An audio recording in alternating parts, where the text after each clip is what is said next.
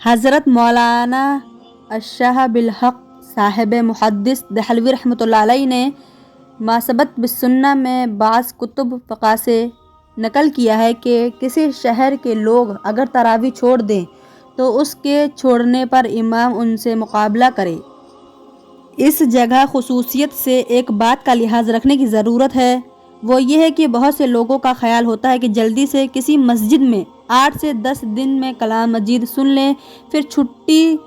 یہ خیال رکھنے کی بات ہے کہ یہ دو سنتیں الگ الگ ہیں۔ تمام کلام اللہ شریف کا تراویح میں پڑھنا یا سننا یہ مستقل سنت ہے، اور پورے رمضان المبارک کی تراویح میں پڑھنا یا سننا یہ مستقل سنت ہے، اور پورے رمضان شریف کی تراویح مستقل سنت ہے۔ بس اس صورت میں ایک سنت پر عمل ہوا اور دوسری رہ گئی۔ البتہ جن لوگوں کو رمضان المبارک میں سفر وغیرہ یا اور کسی وجہ سے ایک جگہ روزانہ تراویح پڑھنی مشکل ہو، ان کے لیے مناسب ہے کہ اول قرآن شریف چند روز میں سن لیں تاکہ قرآن شریف ناقص نہ رہے، پھر جہاں وقت ملا اور موقع ہوا وہاں تراویح پڑھ لی کہ قرآن شریف بھی اس صورت میں ناقص نہیں ہوگا اور اپنے کام کا بھی حرج نہ ہوگا۔ حضور صلی اللہ علیہ وسلم نے روزہ اور تراویح کا ذکر فرمانے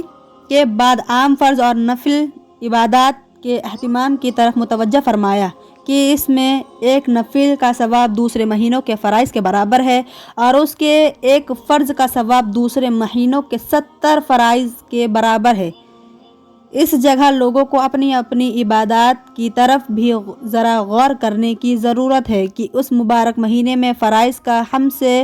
کس قدر اہتمام ہوتا ہے اور نوافل میں کتنا اضافہ ہوتا ہے۔ فرائض میں تو ہمارے اہتمام کی یہ حالت ہے کہ کھانے کے بعد سوتے ہیں تو اکثر صبح کی نماز قضا ہو گئی، اور کم از کم جماعت تو اکثروں کی فوت ہو ہی جاتی ہے۔ گویا سحر کھانے کا شکریہ ادا کیا کہ اللہ کے سب سے زیادہ محترم بالشان فرض کو یا بالکل قضا کر دیا یا کم از کم ناقص کر دیا، کہ بغیر جماعت کے نماز پڑھنے کو اہل اصول نے ادائے ناقص فرمایا۔ اور حضور اکرم کا تو ایک جگہ ارشاد ہے کہ مسجد کے قریب رہنے والوں کی تو گویا نماز بغیر مسجد کے ہوتی ہی نہیں۔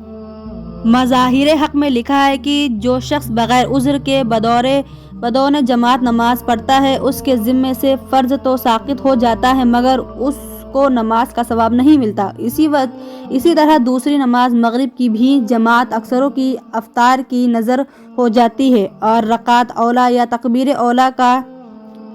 تو ذکر ہی کیا ہے۔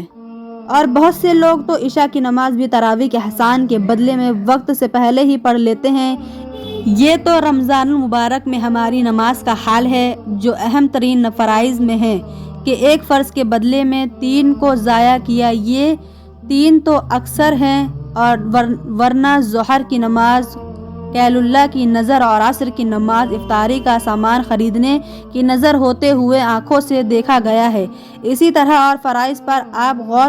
خود غور فرما لیں کہ کتنا اہتمام رمضان المبارک میں ان کا کیا جاتا ہے، اور جب فرائض کا یہ حال ہے تو نوافل کا کیا پوچھنا۔ اشراق اور چاشت تو رمضان المبارک میں سونے کی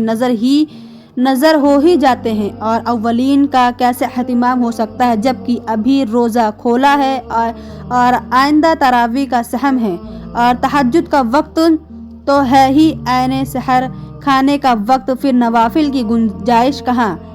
لیکن یہ سب باتیں بے توجہی اور نہ کرنے کی ہیں کہ